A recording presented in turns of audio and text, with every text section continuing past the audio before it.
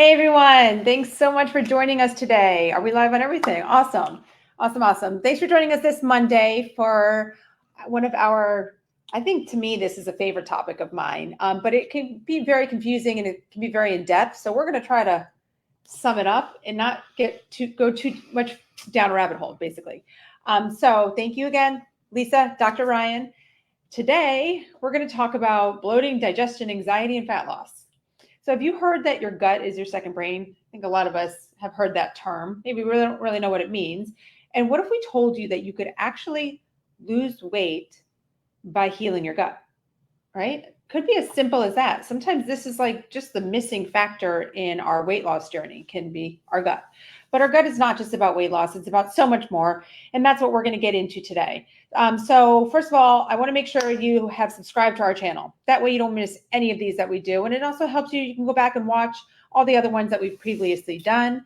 And we love your comments. So please comment, comment throughout this, because we'll kind of, as we're going through each topic of the gut, we can answer questions along the way, but then always at the end, we will answer questions as long as it pertains to what we're talking about today. Yeah. Right? Yeah, absolutely. Love the engagement. Yes, the engagement is huge. So, and if you're new to joining us, welcome. We love newcomers and we love repeats. Repeats, that means you like listening to us and you've learned something from us. And the feedback really has been great. I mean, I'm told very often that what we bring to the table is very educational. And again, we try to not get too scientific and too in-depth about something because that's not necessary. It's necessary just to understand and let us make the point so you guys can have a take-home message and something to act on. And before we start, if you guys hear knocking, sorry. Yeah, sorry about that. We're next to a warehouse and apparently they're doing something and the banging keeps happening. We are in one of our two warehouses here. Yes. And next door neighbors are banging away. Yes. Okay, so today we're going to cover the science of the microbiome, how to decrease bloating and improve digestion, which most people think about when we're talking about the gut. Sure. The relationship between anxiety and the gut, so there's the brain connection there. How to achieve fat loss by focusing on the gut, what factors impact the gut microbiome, and then how to really fix and work on the gut microbiome, which will come into our introduction of our LiveGood probiotic gut support supplement that we just recently launched. Super excited about that. So first, let's just kind of dive into the science of the microbiome, because maybe you've heard microbiome, maybe you've just heard gut. Let's talk about it. So the gut microbiome, the gut microbiome refers to all the microbes, okay, our bacteria, viruses, fungi in our intestines. And other stuff. Yes, but the main categories. Yeah. And they help us digest food. They support our immune system, our heart, and our brain health. So it's these microbes, what's going on in our gut affects so much of our entire body. So we have to understand that, the importance of it. So the gut microbiome begins to affect your body the moment you are born, the moment you enter this world. And as you grow, your gut microbiome diversifies, meaning it starts to get more in different kinds of microbial species. So we talk about when we're born. So we get so much going through the birth canal, and then also being that first, breastfed from the mother. There's so much that goes on into the beginnings of our gut. Yeah, those two things are really important too, right? I'm not to say that cesarean sections are, unnecessary, because they certainly serve a place, right, in the medical world. Sure. But if you have the choice, you absolutely want to go for a natural vaginal birth, and you absolutely want to breastfeed. Right. And even if it's not long term, I mean, I understand everybody's to colonize. Things are different, but the very beginning, that beginning colostrum, just those first few weeks are crucial to help the baby form that gut microbiome. Again, it starts that very beginning. Sure does. Okay? So and finally, formulas caught on to some of the things that are happening as far as the microbes that are there and what they're doing and how they're breaking down certain fibers that the human body cannot break down. So it's fascinating science, and it's pretty conclusive. It's not like it's just speculative at this point. They're pretty sure that this is pretty certain that this is the way it goes. Sure. And just to give you a little fun fact of what's going on, there are more bacterial cells. There are more bacterial cells than in the human body than human cells. There are more bacteria cells than human cells. So it's pretty crazy. So we really need to pay attention to these, because you also have to think about it too. Not all bacteria are good. right? So it's a diverse microbiome, but also a well-balanced microbiome is our goal. Yeah. So again, it's very important for overall health to have a diverse and balanced microbiome. That is the number one goal for all parts of what's going on, whether we're discussing something about the brain, whether we're discussing the heart, the gut. It is extremely important to have a diverse and balanced microbiome. And you maybe have heard of the term dysbiosis. That's when we have an imbalance in our gut microbiome. So maybe there's more bad than good, or we just have too much of one kind and not enough of another. So we're unbalanced, right? I don't know. Do you have anything to elaborate on? Just kind of a little bit of the nitty gritty, the science behind it all. No, but accepting the fact that the microbiome is so unique, it's N of 1 to you. It depends on where you live. It depends on all of your lifestyle habits. It depends on the medications you take, but we'll talk about that a little bit later. Sure. But again, where you live, source local. Try to source local foods. Try to eat things that are as fresh as possible, that are ripe, that are high in phytonutrients and high in fiber. I mean, these are the things that we'll talk a little bit about today. But again, trying not to eat from things that are covered with barcodes, right? You don't want to eat too much processed food, and we'll talk about that today. But sure, certainly, you're going to cover so many of the bases of supporting the diverse microbiome just by choosing locally grown natural foods, right? Whole foods, right? So you think about, let's just think about our skin, for example. Is our skin is reflective of our skin health. Is like a lifetime of aging. So maybe we never. Wait, say that again. Maybe a lifetime of aging, like of sun exposure. So our skin, we are born. Oh, you're saying just as the skin. Right. We have our skin, and as we age, depending on what we do and did with our skin, right, sun exposure, diet, all that. Same thing goes with our gut. So like a lifetime of like poor diet and a bad lifestyle is really going to take toll on the gut. Now, it doesn't mean, the one cool thing about the gut is it's very adaptive. Like you can make changes to the gut pretty quickly. It doesn't mean that once they change, they're there. It's something you constantly always have to work on. But I don't want you to think of it something like you've constantly been eating poor your whole life and lack of exercise, poor everything. And then you've decided to make a change that, there's no turning back. You just have a lot of work to do. That's all. Were you trying to draw a parallel between, so you're just trying to use that skin as a metaphor, as an example of how the gut can also show signs of aging. Right, but we don't see our gut. We don't see our gut. See our skin. In the skin with excess sun and toxins. And okay, I got you. Yeah. I follow. Thanks. Very cool. Clearing that up. Yeah. No. 3 to 4 days actually would be about the timeline you could expect to see a change if you made a major adjustment to your gut. Or your food intake, or by supplementing with a probiotic, 3 to 4 days, and you can start to see significant changes. Which is awesome. And again, it doesn't always stay there. So you have to keep working. You can't just do it and stop.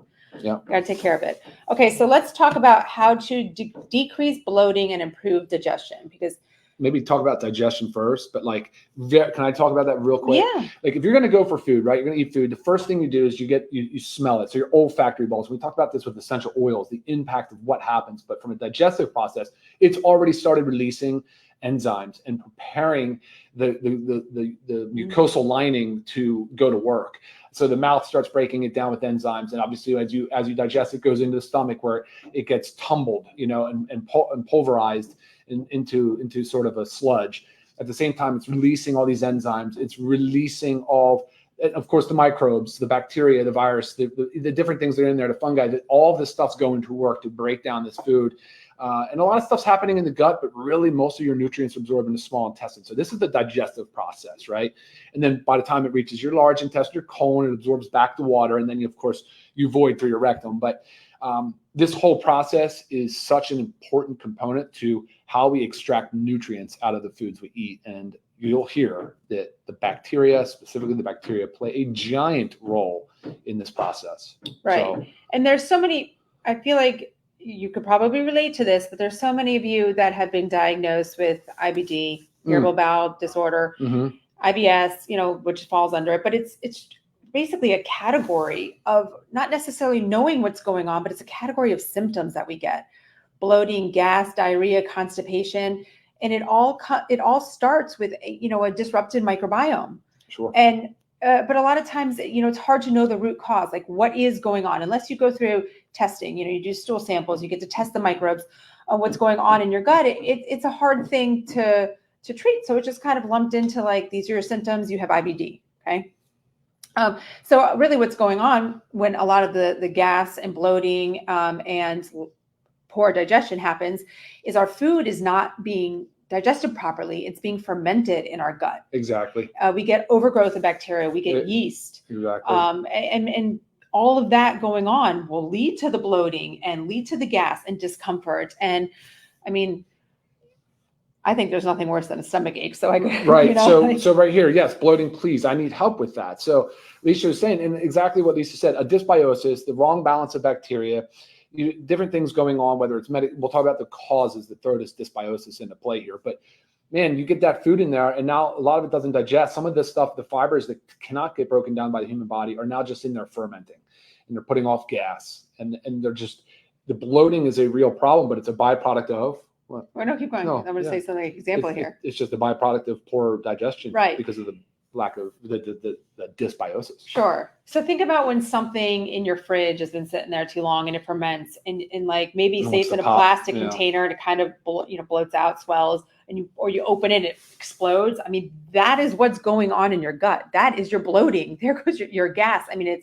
it's horrible. So a lot of people that have the IBD, IBS, have a different composition in their microbiome. They have less of the protective bacteria and more an abundance of the pathogenic bacteria. Yeah. So, it's just something that you need to work on, but you need to understand first, like why it's going on, because there also are so many other things that can affect the gut. So sure. It gets confusing. Let's get through some of those. I just want to just speak, well, I'm just saying this, like speaking from example, and always, like, we talk about always finding the root cause. Yes. So a few years ago, I had all of a sudden, out of nowhere, irritable bowel syndrome. I couldn't figure out what was going on. I didn't change anything. Everything seems right. I went to the GI doctor, got checked out. Everything was totally fine. And I tried a low FODMAP diet.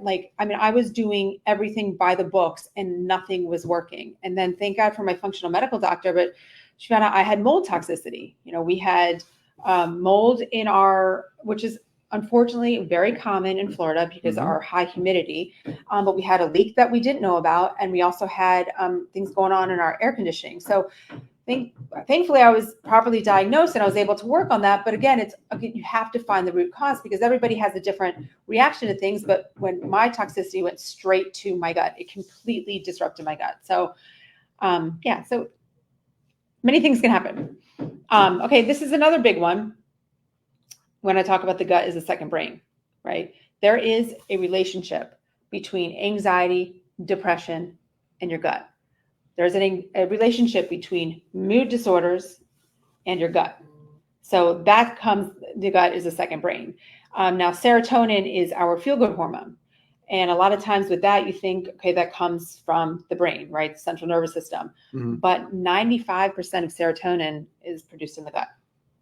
I know there's many other things and you're going to hit on that, but I mean, that right there just shows you how important it is, because if something bad, negative is going on down here, think of what it's doing up here. And they can have the inverse relationship. Whereas if you already have depression, anxiety symptoms, gut dysbiosis can make it worse.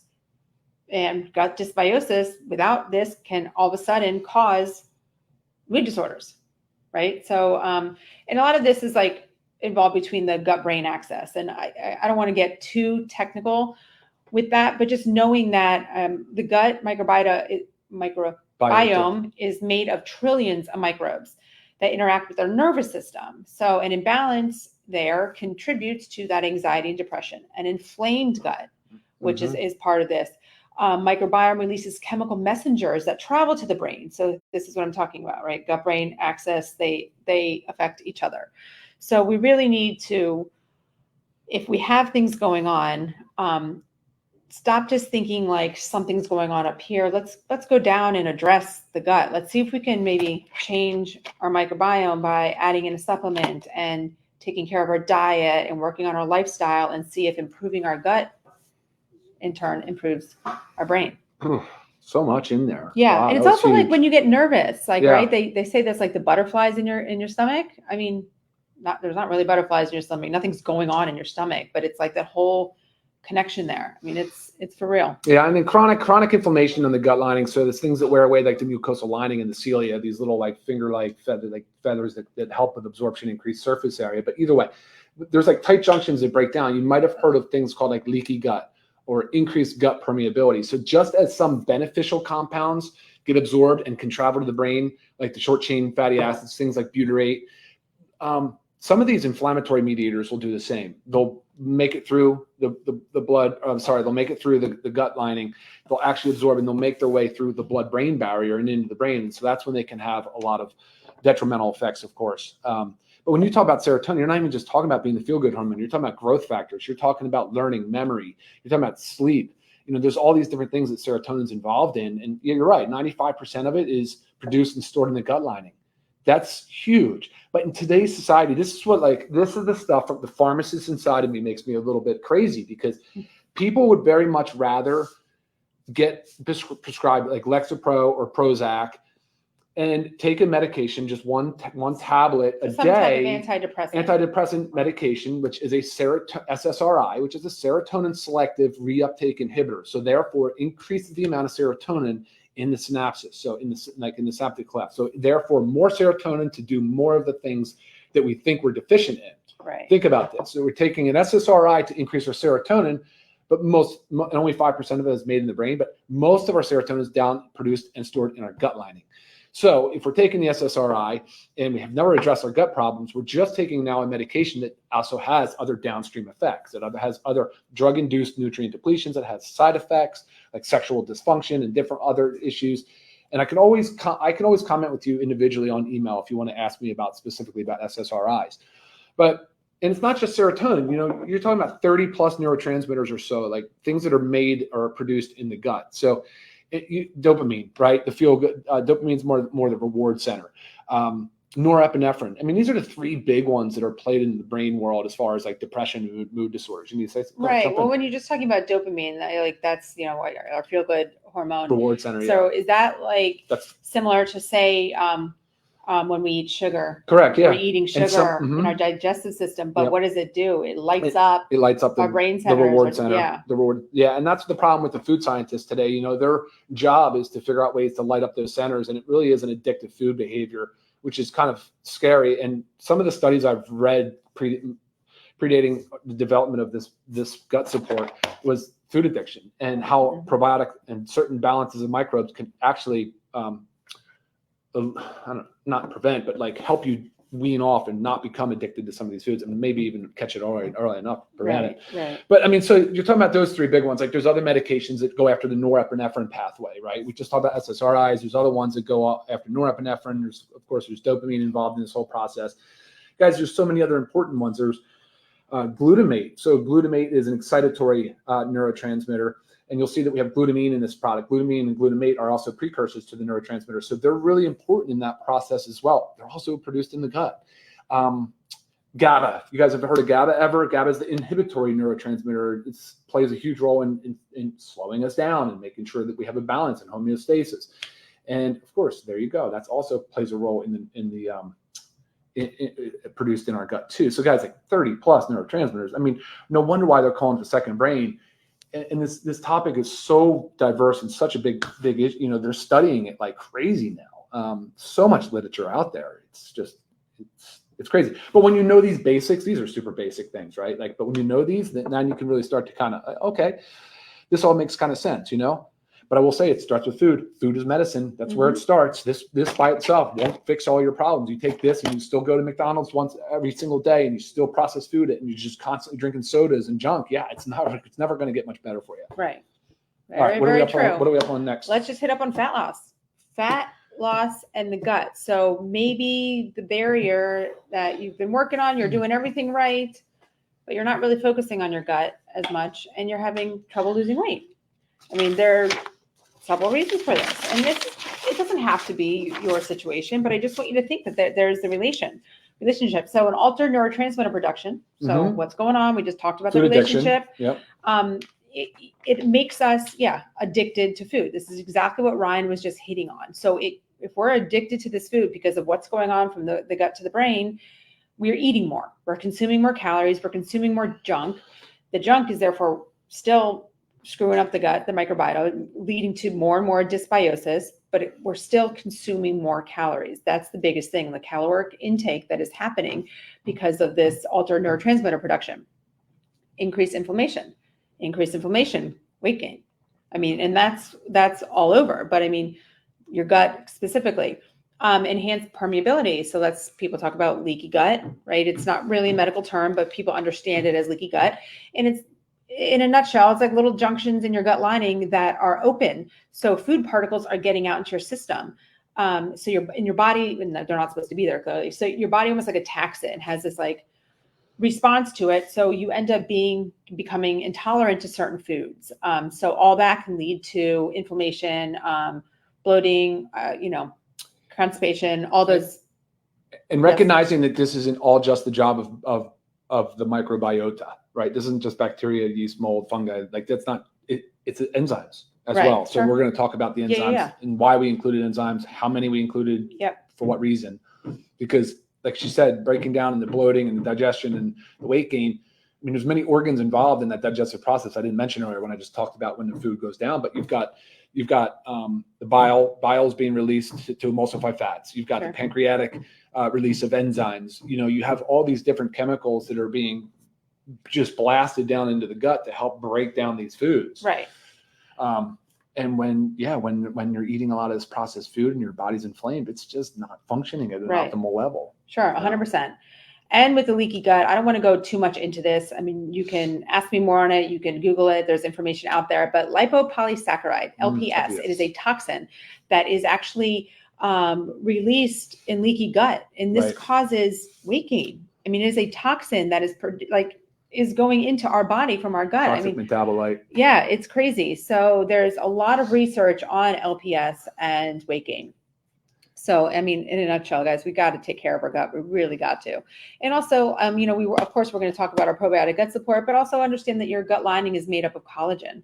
So we do have our collagen peptides that just, you just want to cover all your bases. I forgot that too. The colostrum. The colostrum too. Yeah, when I was talking about leaky gut earlier, guys, you're not going to get that just fixed on its own. It's a big thing you got to really focus on. But colostrum's beneficial. Yeah. Glutamine, which is in this product, is super beneficial. Yeah. There's a lot of healing and repair that goes into it. Exactly. The immunoglobulins that are in colostrum, the first milk postpartum, not to go off on that tangent, but I mean, if you look at our chocolate whey protein, so the whey isolate, you'll see colostrum in there as well. Mm-hmm. So yes, and they are taking they're doing these twin studies, these identical twin studies, and they're finding these. Obviously, the ones that they're finding for the study is when you have identical twins where one is obese and one is not, and they're testing the gut microbiome, and there's major differences. So it's showing that this is completely lifestyle driven. So the obese microbiome has been living a toxic lifestyle, and it shows in the gut. And obviously that contributes to the weight gain. It's all a vicious cycle. How are we doing? I was looking at the one from the question about SIBO. So yes, yeah. Let's touch on that now. Go ahead. Why not? Go ahead. Okay. So No, I was not. I did the test. You did the test. Okay. Yeah. So Kelly asks, what's your suggestion for someone with SIBO? This is small intestinal bacterial overgrowth. Yeah. And it is very true. Most probiotics make it worse. And that typically is like the first sign when a doctor's working with you, trying to figure out what's going on with you. You have all these digestive issues and they give you a probiotic and your symptoms get worse. Yep. That is a sign that you do have SIBO. SIBO is actually easily treated with a antibiotic. And this antibiotic is one that is just isolated in the gut. It goes directly to that bacteria. So it's not one that is reported to cause other issues. And we always want to say, avoid antibiotics at all costs, if you really can. But this is one that acts directly on that bacteria. So it's not known to get rid of all the other good bacteria. So my thoughts on it is get tested. See the doctor, get tested. And if you do have it, use the antibiotic to treat it. That was one of the things that I did when I was going through my mold toxicity, because I had to just rule everything out. And of course, I never thought mold. But I went to the SIBO and I couldn't believe it was negative because I was like, I needed an answer. Give me something. But yes, that's definitely get tested. And I mean, some doctors honestly might just say, if you have all the symptoms and then they give you a probiotic and your symptoms get worse, they might just treat you, without the test. But The test is like maybe $300. It's good to know. You want to get rid of this. Yeah, and then you got to remove, right? You got to remove by starting by removing, then you kind of replace by re-inoculating. So then you start supplementing back, but you're really focused on your foods more than anything. Yeah. So okay, cool. So what factors impact the gut microbiome? I'll breeze through these. Yeah. Most of them we've actually discussed in this, but okay, we said the diet is very important. Huge, number one. And even like a super high fat diet with your low quality fats and a low fiber diet disrupt the microbiome. So again, whole foods, vegetables, fruits, nuts, beans, whole grains, physical activity. Too much can disrupt the microbiome, and too little can disrupt the microbiome. So you want to find that happy balance of moving our body. Yep, exactly. Dietary supplements. Okay, I'm saying things that impact, but dietary supplements will help the gut microbiome. Medications, PPIs. Proton pump inhibitors. You guys that are out there taking meds for your heartburn, watch out. You're altering the pH, which is a big component of the viability of most bacteria in the stomach. So the stomach should be super duper acidic around 2. Proton pump inhibitor inhibits the pump of proton, the hydrogen ion, which is acidic. So we make hydrochloric acid, HCl, hydrochloric acid in our stomach lining for a reason. And we're disrupting that with PPIs. Right. And the H2RAs, the histamine 2 receptor antagonists. So those are your famotidine, Pepsid, basically. There's 2 classes. Email me if you have any questions on those. But again, these are all directed on the gut. So you're given these ruining the stomach to help your gut. Hurting bone density. There's so many downstream effects of not being able to absorb nutrients like iron, like calcium, like vitamin C. I mean, there's these different things you're just not going to absorb, and your body is very deficient when you take these for long periods of time. And of course, we said antibiotics. Like we know antibiotics. We know antibiotics do not. Is that yours or mine? Yeah. Sorry, our battery just said. Yeah, batteries are low. Antibiotics, besides the one I was talking about with SIBO, but when they come in, their job is to get rid of the bacteria. And they're not saying, oh, you're a good bacteria, so we're going to leave you there and we're going to take away that bad bacteria. So therefore, when you're on antibiotics, you have to be super careful. You need to make sure you're really supplementing with a probiotic. So always make sure. Combo. Okay. Certain cooking utensils, aluminums, things like that can affect our gut microbiome. Sweeteners, sucralose, aspartame, saccharin. Sucralose, guys. Artificial sweeteners are tough. Sucralose is still, aspartame you still see, but I think we all know, avoid that. Sucralose is still in a lot of things. It's a lot of supplements. Yeah. A lot of times when I'm getting a supplementary review and I look at it, I'm like, boom, number 1, sucralose. I don't need to look any further. It is an artificial sweetener that disrupts the microbiome. So if you read your labels. Stress, high stress. Yeah, high stress. High stress. But again, that also comes to like the high stress, depression, it's a nasty feedback loop for sure when you get stuck in it, but work on the food. Right. And we said C-section, birth, C-section, breastfeeding. We talked about that. Yep. So it's so important to really avoid what you can, work on what you can do. Take your supplements. What would you say to somebody like this right here, though? So massive bloating. Like, would you say to like food elimination? Where do you go with this? Do you do functional testing for SIBO? Because the traditional gastroenterologists aren't really going at the root cause. They're just looking for something super obvious, and they're more likely to put you on a medication that can disrupt the microbiome further. So so this is where I go. Like, I really value functional medical doctors that look at that, search to find the root cause. And again, that's how my mold toxicity came up. But I would just start with the process of elimination of things. Elimination. I would do the SIBO test. Okay. Right. If you can afford these things, do what you can to check it off the list. You could also do a stool sample test. This is all done with functional medical doctors as well. They can see what balance of microbes you have in there, and they can really work on you to get rid of the bad. But again, it's a lot of what we're talking about. If you don't have the means for any of this, it's food. Seriously, you can spend less money by food prepping with locally sourced whole foods than you would buying lunches and dinners out. Trust me. True. Just go for the natural foods and start trying. Yes. Well, I was going to say, look up the low FODMAP diet. Now, it's a strict program, but you're not supposed to stay on it. This is supposed to help you take steps back and kind of figure out your triggers and what's going on. And sometimes it could just be you might have trouble breaking down certain foods. Like, I love vegetables. Vegetables hate me. Okay. Right. This is always going to be me. Sure. I've tried everything, and I feel so much better when I stick to like meats and fruits and stuff like that. Of course, I eat my vegetables. I just know, be careful. Yeah. So yeah, just process of elimination. But like Ryan said, start with food, look up the low FODMAP diet, and just take some steps back and see what really aggravates you. Okay, how do we fix the gut microbiome? And there we just talked about some of that. Yeah, So but that's look, a you really- obviously know how much we focus on food, exercise, lifestyle alterations, reducing toxin loads, reducing smoking if you are smoking, minimizing the consumption of alcohol, some of the irritants, different things of that nature. But yes, gut support. Sorry. Yeah. Gut support's going to be the next obvious recommendation, right? I mean, which, by the way, I've been using it and absolutely loving this product. 2 capsules on an empty stomach every morning. Yes. Where are we? No, it was just giving, an example, but he's talking about how the bacteria in your mouth affects It's everything, huge, but there's also a major relationship between like the bacteria in your mouth and heart disease.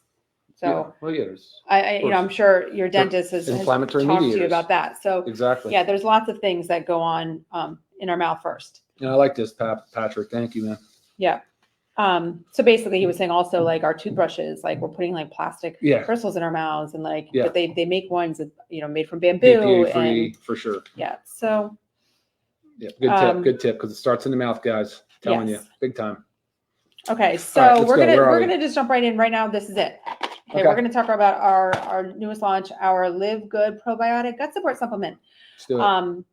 Now supplementation with probiotics, prebiotics, symbiotics, they do such amazing things for our gut, but they also help our hormones, our neurotransmitters. I mean, so many things that we've kind of talked about. So since you are the formulator. Yeah.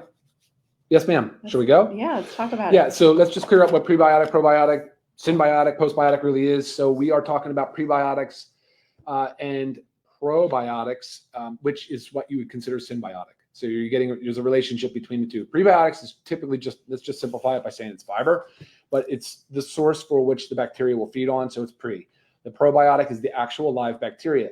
When you're looking for a supplement and you're considering a supplement, you'll see it basically as, colony forming units, CFUs, when we measure there, active AFU. But here's what you really want to focus on. Are they listing the strain?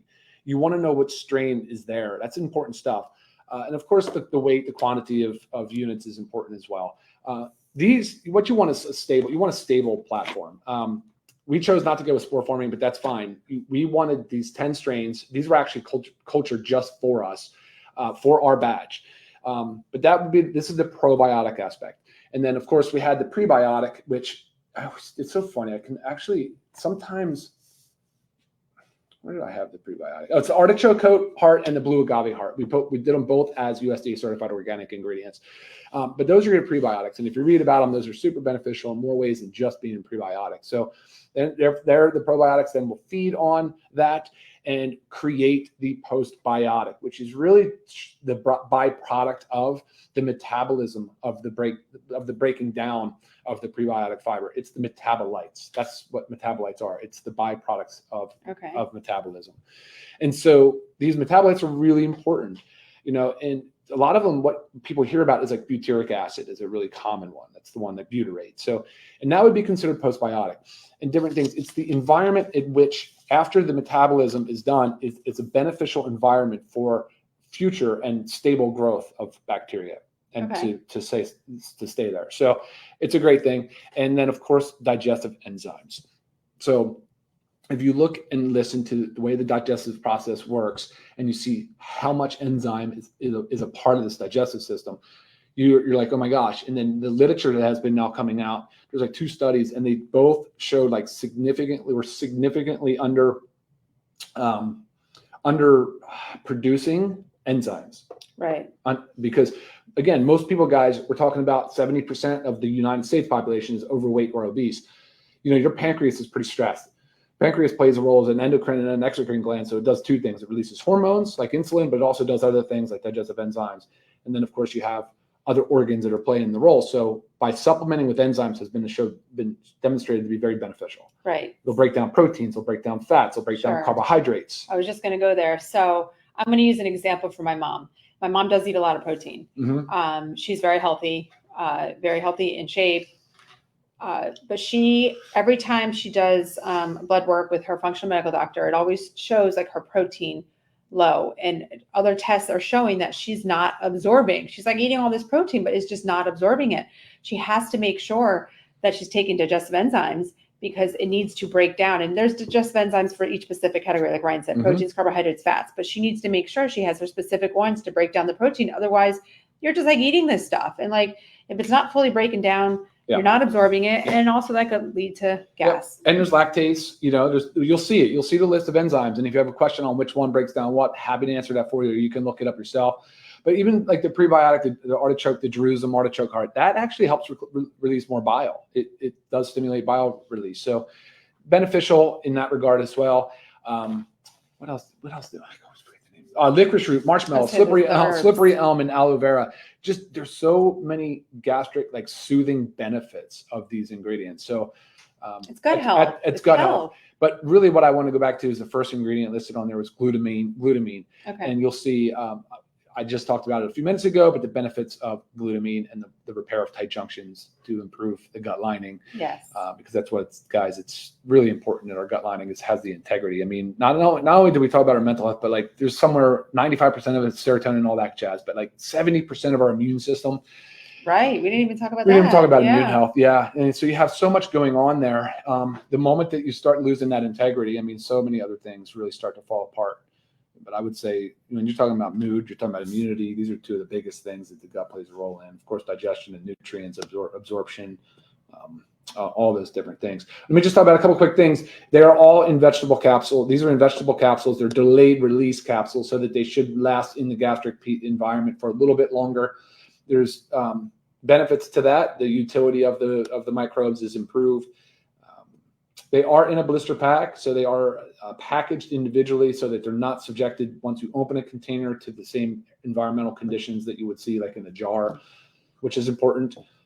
These are shelf stable at room temperature. That's why they do not have to be refrigerated. I still would say go ahead and refrigerate. Of course, that would definitely make sense for any supplement you take. Right. I mean, I'd seriously, if like anything you want to just refrigerate them. But if you're using them as indicated, you're done with this box in 30 days. So individual blister packs, as long as they're not stored out in the sun or in a hot, humid bathroom, you will be fine. It's no big deal. Because that was a question. Refrigeration was a question. Right. Did you say when to take? Two capsules first thing in the morning on an empty stomach. Right. You can increase the dose if you want. You can experiment with it and see how your gut does and how it performs. Also recommend your magnesium at night to kind of set that bowel movement up, because everybody wants to have stable, normal bowels, Right, so, right. And normal really is 1 to 3 times a day. Yeah. Like normal texture, everything. Yeah. Do you know? I can't see. What if you no longer have a gallbladder? Of course, no impact, but you want those enzymes where the gallbladder would have been releasing some of those, just the stuff we were talking about. So you want that bile. You want, if you don't have it, you don't have it. I believe there's the body adapts by increasing the release of other digestive emulsifying agents. I have to look that up. It's been a minute, but happy to research that for you.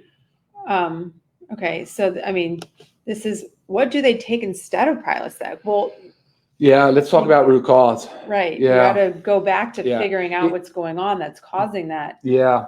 And that's where your primary carers really aren't a whole lot of help. I mean, they try to really just tell you that, look, if you want to take your PPI away, your Prilosec away, you should taper that. You don't want to just drop that off like a meat, like cold turkey. So taper off of it. And then you got to go hard on the food, figuring out the food. A lot of it has to do with being overweight. And if you're overweight and you're taking Prilosec and you stop taking it, your lifestyle changes have to be rather significant. I mean, this is a lot of work. I get it. I get that maintaining a good gut environment is tough. I get that lean body mass is tough. So, commit to it though, because it's going to be the difference between you living out, having a healthy lifespan, matching up pretty closely to your lifespan, because that's the key, right? I'd like to be able to call the day, and I think the more we work on maintaining the integrity of our gut with a lean body mass and the different things that we preach about, will help you get there. Right.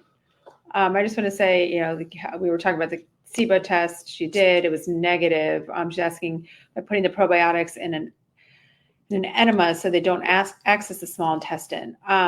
Will they still repopulate the microbiome? I mean, you'll get some. Well, no, it would go in the colon. So an enema would only make it to the colon. It would not wouldn't even make it up to the small intestine, and therefore definitely would not make it into the gut. So it's not going to work done by enema. that would only colonize the rectum. And honestly, the microbes that are there are different than your balance in your small intestine and stomach. But I would say if you haven't done it yet, try the low FODMAP diet, or if you've done a food intolerance test with the doctor, some insurances do cover it. It's just a good idea to see your aggravators, and it doesn't necessarily mean these are allergens that you need to pull them out for life. It just, something's going on. You probably have leaky gut. There's a lot. So avoiding all these things that your body is reacting to is going to help you take steps back to be able to heal your gut. So therefore you can reintroduce these foods. Here, I like this one. We need to address this. So you've used lean, women's hormonal, and now the probiotic and still bloated. So I wouldn't think that the women's hormonal, the bloating you're referring to with hormone imbalances is different than the food digestive bloating referring to for the most part. Right. You know, the water retention is different. The whole thing is different. But I do think that lean is a great complement to this gut support, or vice versa, because lean does slow down the gastric transit time. Some of the studies with the GLP-1 agonists are showing benefits with the microbe and the microbiota. Something to do with the slower process, allowing, I'm not exactly sure how it works, but the lean product has GLP-1 agonists in there in the form of the hops extract, whereas the gut support can really help break down those foods that are going slower through the GI system. So great complement to one another. But again, Melanie, if you're listening, of course, I would do the things we're talking about to help figure out what your bloating issues are. Does yogurt help? I mean, anything probiotic, prebiotic that you can eat from Whole Foods? Just watch the sugars. 100%, yeah. Watch your flavored yogurts because the sugar content's huge. Does xylitol disrupt the microbiome? Well, we saw the benefits to it in the dental oral health. Right, but your dentist I'm not so convinced that sugar alcohols would be. I mean, I know there was some benefit. There were some studies that showed benefit. I quite frankly don't know if there was any bias or any issue or. But I know that dentists always recommend orally, right? Because the xylitol helps with the oral bacteria.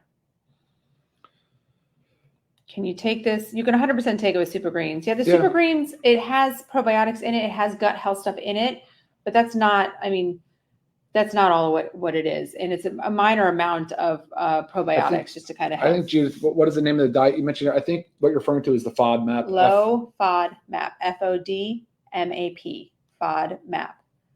Yeah, there's lots of information on it. Just get, it's about a lot about eliminating certain foods that are known to cause oil gases. Pulling. We talked about possibly bringing something out in oil pulling. Yeah. Yes, I have one that I love to do. Okay. Cool, guys. Yeah, so we talked about everything that was in there. Just want to let you guys know, you can find this on our website, livegood.com, but this is, if you're not a member, this is $19.95, which is crazy. This is 30-day supply, 60 capsules in here, 2 a day, $19.95. And if you are a member, $16.95. I mean, again, we make these prices so everybody can take them. So it's not, oh my gosh, I have to spend $45 a month, but I need this gut health stuff. We want you guys to have this, and that's our goal. Hey, just to reiterate, best to take this anytime, truthfully, but it's either on an empty stomach, and if you tolerate it well, keep doing it that way. Take it an hour before a meal.